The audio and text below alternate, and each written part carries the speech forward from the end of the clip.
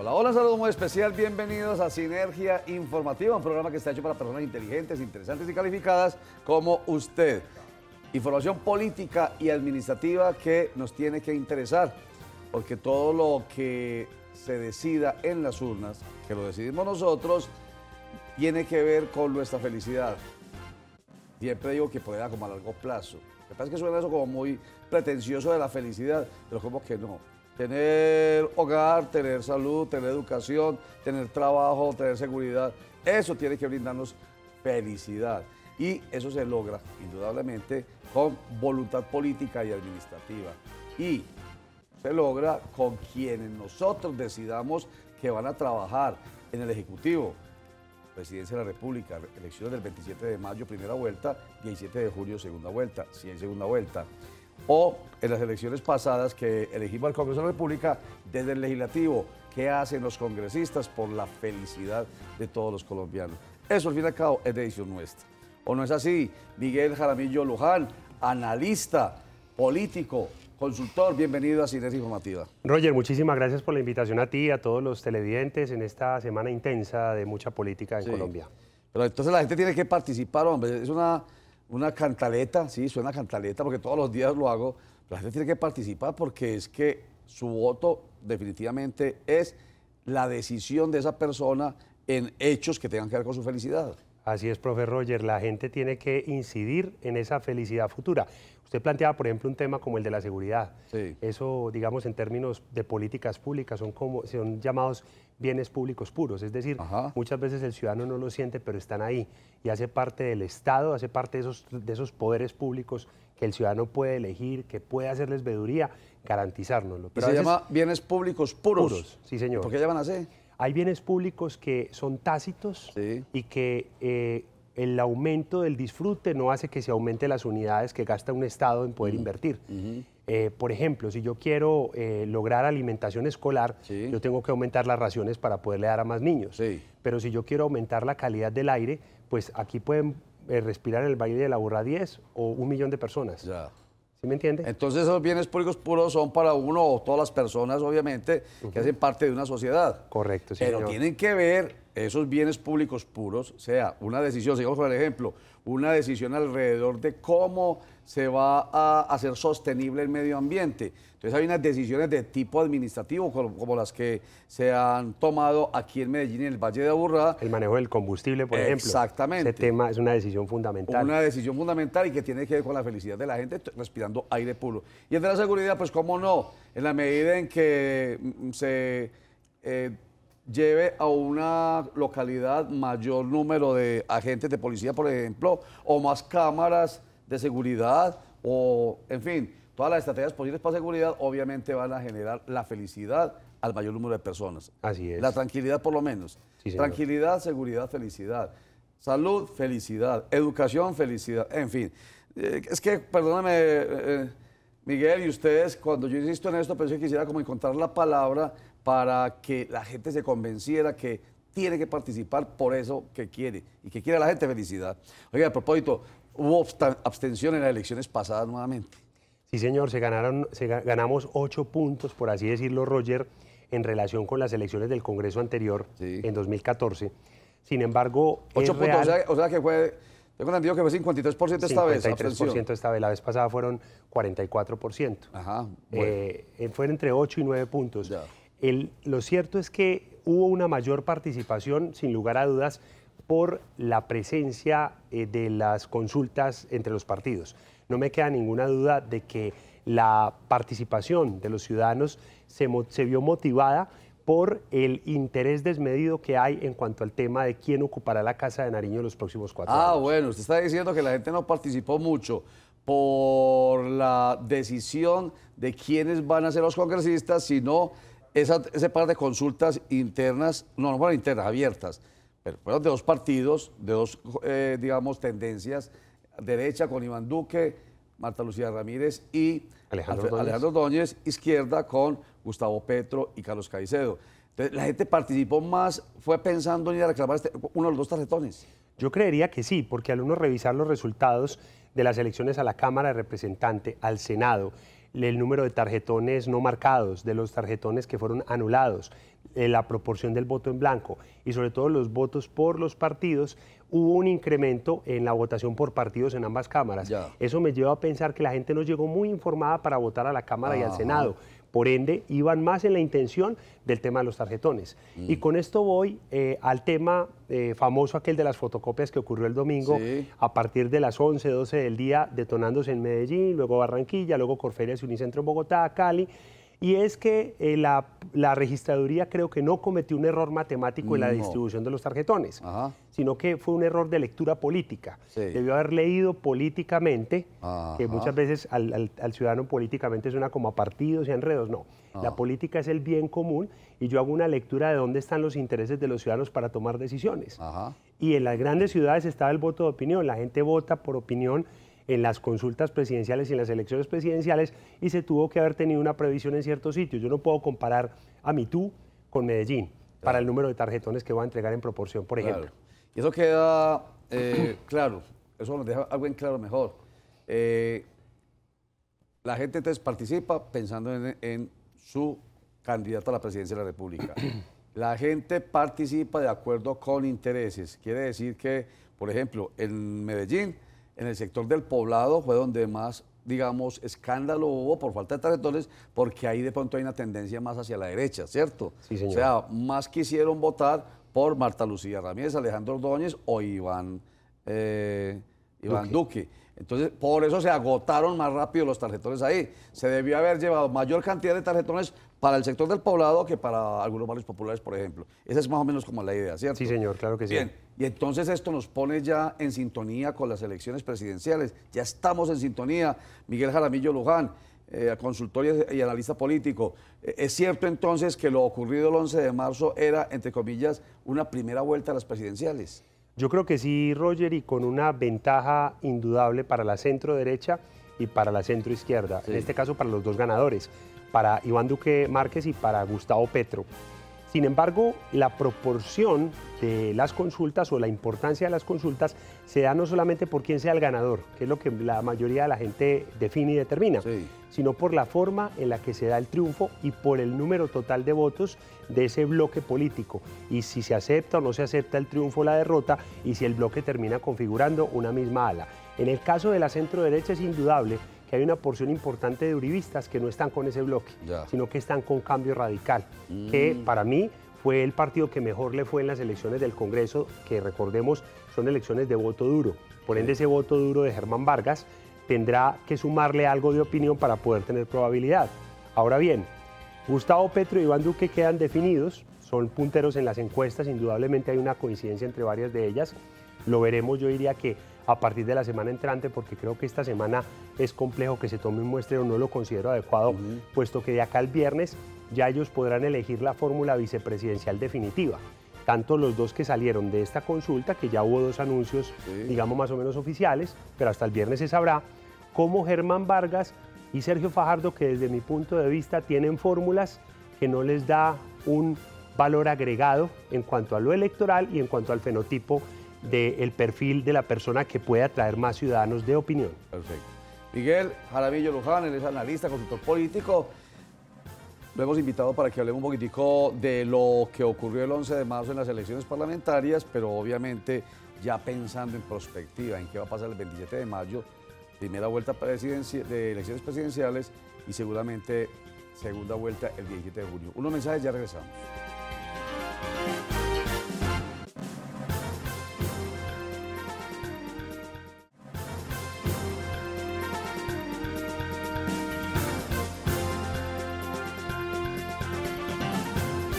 Miguel Jaramillo Luján, hagamos una precisión. Cuando usted me está explicando ahorita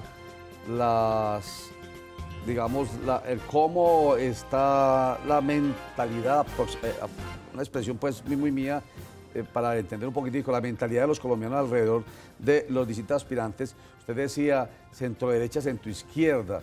La verdad es que yo, la precisión viene por este lado, en el péndulo político tengo no extrema derecha, la extrema derecha ya me suena pues a a grupo armado, a paramilitares, pues para hablar en términos de nuestra propia historia. Extrema izquierda me suena también a grupo armado, a guerrilla, para hablar de nuestra propia historia. Entonces no hablemos de extrema derecha, pero sí derecha, derecha, izquierda, izquierda. Entonces, por ejemplo, Iván Duque me suena no a centro derecha, sino a derecha. Gustavo Petro me suena no a centro izquierda, sino a izquierda, porque más para el centro hay otros aspirantes. Entonces, más a la izquierda de la derecha de Iván Duque, pero sigue siendo derecha, o sea, centro derecha, y sí veo a Germán Vargas Lleras.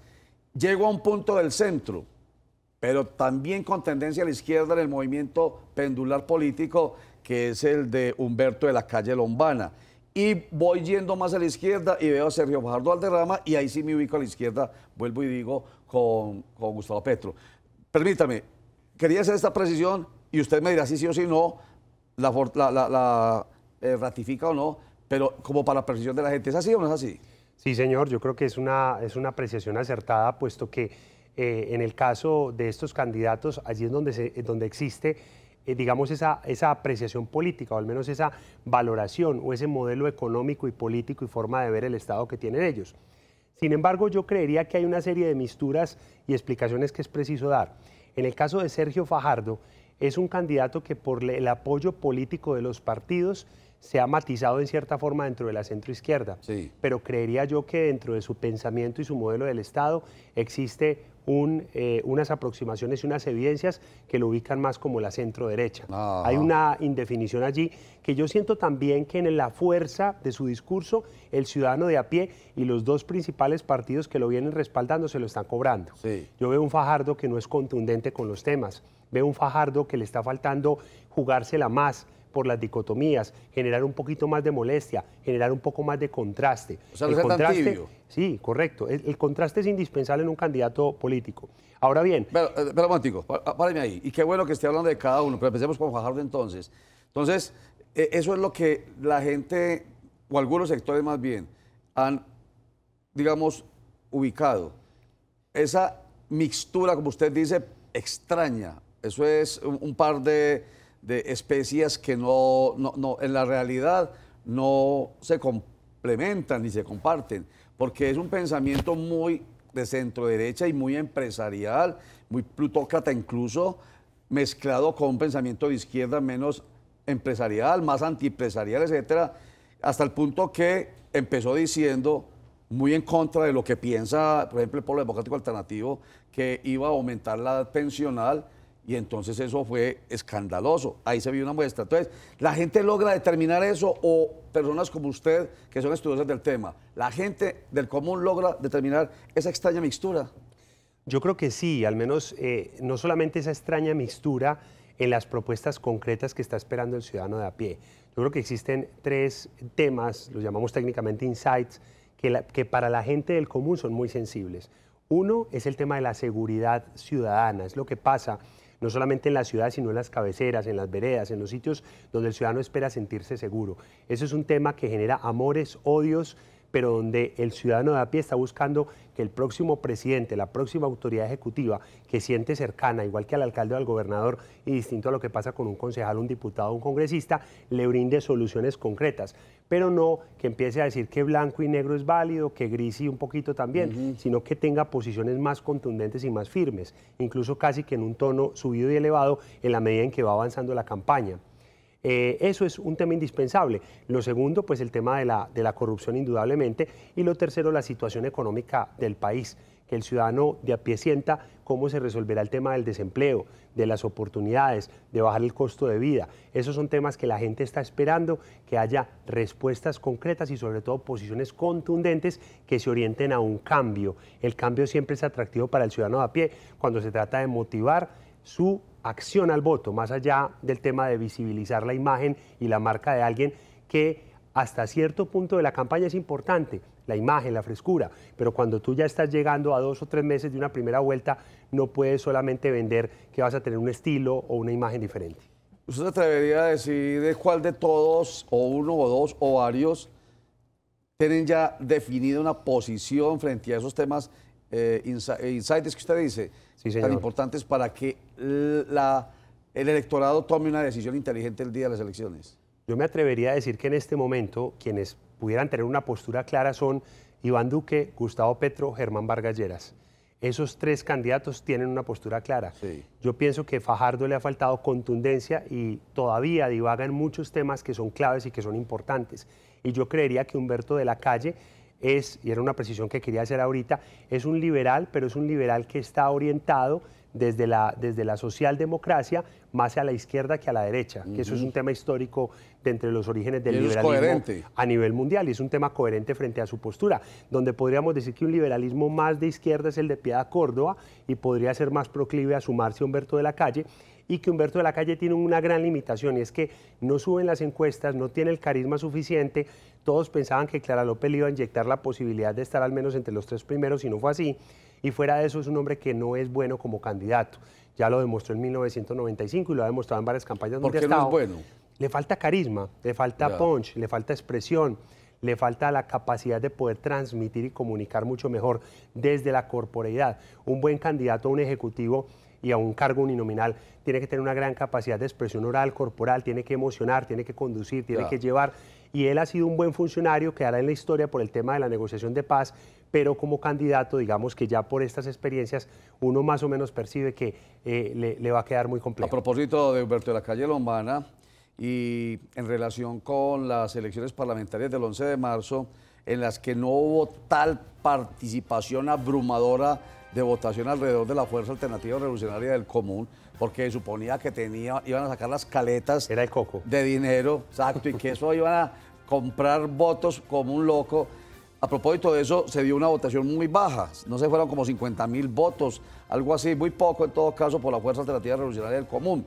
Entonces dice Humberto de la Calle Lombana que eso ocurrido de pronto le inyecta un poco de posibilidades a la centroizquierda, porque entonces los defensores del acuerdo de paz, entre ellos él, que fue el negociador del equipo del gobierno con las FARC, y todos los que defienden el proceso de paz con la FARC, que son desde ahí, desde Humberto de la Calle hacia la izquierda, pues tendrían ahora mayor posibilidad. ¿Usted cree que sí?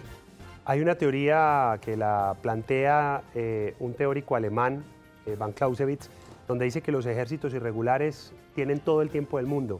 En cambio, los ejércitos del Estado y la política, él dice que la política y la guerra se parecen mucho en su teoría, no tienen los mismos tiempos. Entonces, la inmediatez con la que están las FARC ya no es la de los ejércitos irregulares, sino la inmediatez de un proceso electoral. Y frente a eso, el ciudadano todavía sigue siendo escéptico, todavía sigue cargando con el fardo del escepticismo. Entonces, yo dudo mucho que la dicotomía que nos ha conducido a partir del miedo y del odio frente a los actores armados y frente a ese factor de seguridad varíe en este debate a la presidencia. Miguel Jaramillo Luján, analista político, consultor.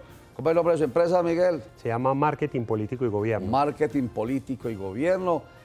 Nos acompaña acá nuevamente porque precisamente nos interesan personas como él que nos dé claridad sobre estos temas que tienen que ver con usted y conmigo, con su papá, con mi mamá y con todos nosotros, con absolutamente todos nosotros, porque la política no es necesariamente color político, partidista, electoral. La política es la posibilidad de ser felices, decidiendo por gente que pueda hacernos felices. Vamos a unos mensajes, pero antes esta frase, para que cuando regresemos Miguel diga qué piensa de ella. El futuro no está escrito, porque solo el pueblo puede escribirlo.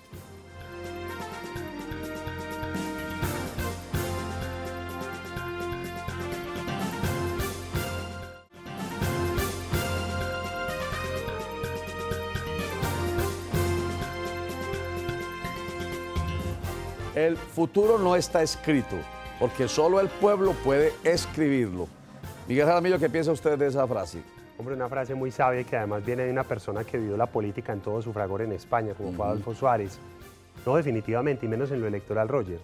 Yo planteaba el tema del carisma ahorita de Humberto de la Calle, pero él sigue en la baraja. Sí. Y hay muchos casos en la historia reciente, hace poco en Honduras, en el caso mismo de México, en este momento con Andrés López Obrador, en el caso de Estados Unidos, de Alemania, donde hay candidatos que están de tercer o cuarto puesto y se encaraman al poder. Le pasó a Santos en la elección de 2010, le pasó a Álvaro Uribe en la elección de 2002. Sí. Entonces muchas veces aquí después de las consultas sobre todo hay muchos que con un cierto fanatismo han salido a dar por muertos a algunos que están atrás y yo creo que finalmente es el pueblo el que tiene la palabra. La palabra está en nosotros. Y las circunstancias, porque uno cree que las elecciones están, digamos, muy cerca, pero este es un tiempo electoral que psicológicamente va a ser bastante largo e intenso. Todo puede pasar, cualquier Sí, cosa pasa, y cualquier cosa cambia las cosas.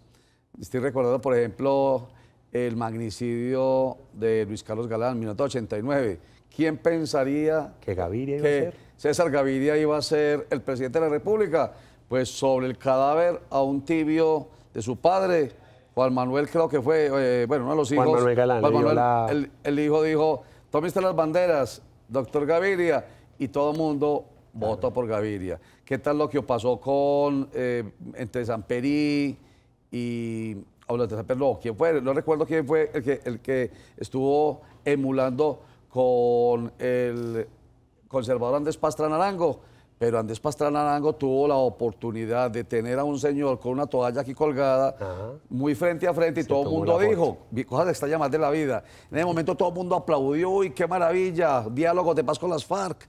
Y lo eligieron, con Horacio Serpa. Y eligieron a Andrés Pastrana. El 98. Ocurrió lo que nunca se pensó, lo peor de todo. Y entonces en esa coyuntura llegó Álvaro Uribe Vélez, que no tenía nada, un exgobernador de Antioquia que nadie conocía, y de repente dijo, ante esa situación en que nos ha dejado el gobierno de Andrés Pastrana Arango, necesitan a alguien con mano fuerte. En febrero era cuarto, a final de febrero Pastrana, mire que los tiempos no son tan lejanos, a final de febrero Pastrana rompe el diálogo con las FARC a propósito de un episodio acá en San Carlos, Antioquia, y desde ese momento tercero, segundo, y luego se hace presidente de Colombia, y nadie da un peso por Álvaro Uribe. En fin, esas son las coyunturas, contamos esas historias porque son las coyunturas especiales que nos permiten decir que no hay tanto tiempo realmente, muchas cosas pueden pasar.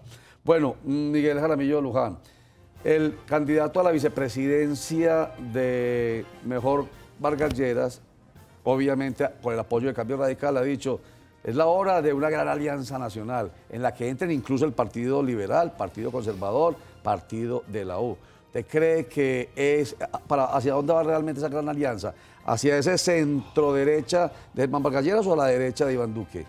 Yo creo que le apunta más a la centro derecha, Roger. ¿A la de Germán Vargas Lleras? A la de Germán Vargas Lleras. Es claro que Luis Felipe Henao, exministro de Vivienda, a quien el país conoció por todo el programa de las viviendas gratuitas, es un hombre de toda la confianza de Germán Vargas Lleras y no representa un valor agregado que estratégicamente le brinde un mayor crecimiento, votación o entre en esas negociaciones que pudiera hacer con otros partidos políticos.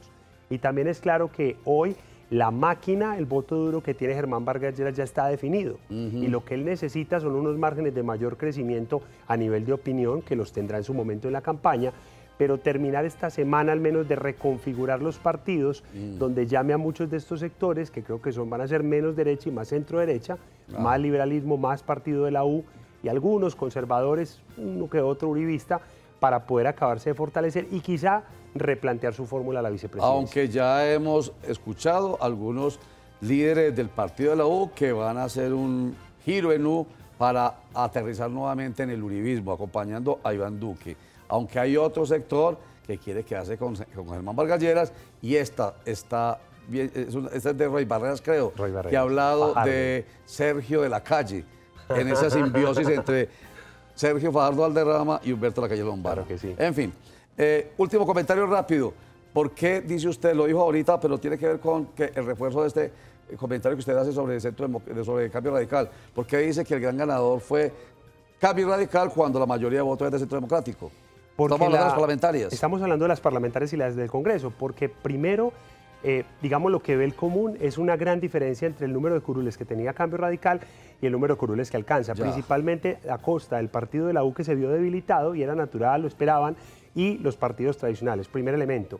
Y segundo, porque tuvo una distribución de voto duro en regiones donde seguramente va a tener hegemonía en ese voto duro hacia las presidenciales. Entonces, reafirma un case que tiene y una altísima probabilidad. Y se mete en otras regiones donde pareciera o estaría muy fuerte Petro y el mismo Duque, y eso le aumenta sus proporciones. Por eso, para mí, desde el voto duro congresional, Germán Vargas y Cambio Radical se vieron fortalecidos el domingo y son ganadores. Muy bien. Miguel Jaramillo Luján, analista político, gracias por estar con nosotros nuevamente aquí en Cine Informativa. Otro matiz más de lo que es nuestra política, visto desde su experticia. Muchas gracias. esperemos que nos siga acompañando. Gracias, Roger, a ti por la invitación y a los televidentes saludos. Televidentes que son inteligentes, interesantes y calificados y que tienen la posibilidad con su voto de girar el destino del país a beneficio suyo. Yo voto por el bienestar de todos y entre esos todos estoy yo, mi familia, mi gente. Recuerden que la información en Cosmovisión empieza todos los días a las 12 con Sinergia Informativa, que regresa a las 7 de la noche los lunes, de martes a viernes a las 8 de la noche. A las 5 de la tarde nos cogió la noche, que vuelve a las 9:30. 6:45, Cosmovisión Noticias, que regresa a las 11:15 de la noche. Los dejo con Comité de Gerencia. Muchas gracias, chao.